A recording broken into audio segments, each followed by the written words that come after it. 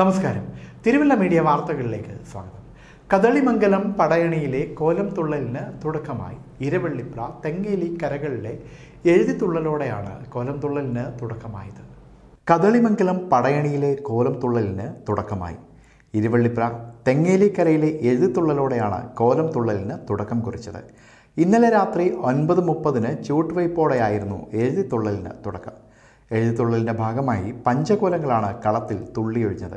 പഞ്ചകോലങ്ങളായ ഗണപതി, പക്ഷി, യക്ഷി, മറുത, മാടൻ എന്നീ കോലങ്ങളാണ് തുള്ളിയൊഴിഞ്ഞത്. ആദ്യം ഗണപതി കോലം കളത്തിൽ തുള്ളിമാറി. പിന്നീട് യഥാക്രമം പക്ഷി, യക്ഷി, മറുത, മാടൻ എന്നീ കോലങ്ങൾ കളത്തിൽ തുള്ളിയൊഴിഞ്ഞു. കഴിഞ്ഞ 14 വർഷക്കാലമായി കോലമെഴുത്തിൽ പ്രവർത്തിക്കുന്ന ഇരുവള്ളിപ്ര മുണ്ടക്കാലിൽ സഹോദരന്മാരായ ബിജു ബാലകൃഷ്ണൻ, ബൈജു ബാലകൃഷ്ണൻ, ബിനീഷ് ബാലകൃഷ്ണൻ എന്നിവരാണ് പഞ്ചകോലങ്ങളും കാലയക്ഷിക്കോലവും ഇരുവള്ളിപ്ര തെങ്ങേലിക്കരയ്ക്ക് വേണ്ടി എഴുതുന്നത്. ഇവർ അമ്മയ്ക്ക് വഴിപാടായിട്ടാണ് പഞ്ചകോലങ്ങളും കാലയക്ഷിക്കോലവും എഴുതി സമർപ്പിക്കുന്നത്. ബിജുവിൻ്റെ മകൻ 5ാം ക്ലാസ് വിദ്യാർത്ഥി ദേവനന്ദനും കോലമെഴുത്തിൽ സജീവമായി രംഗത്തുണ്ട്. ഇന്ന് രാത്രി വെൺപാലക്കരയുടെ പഞ്ചകോലങ്ങൾ കളത്തിലെത്തും. വെൺപാലക്കരക്കാരുടെ എഴുതിത്തുള്ളലും ഇന്ന് നടക്കും. രാത്രി 9:30 ചൂട്ടുവെള്ളത്തിന് ശേഷം കോലം തുള്ളൽ ആരംഭിക്കും.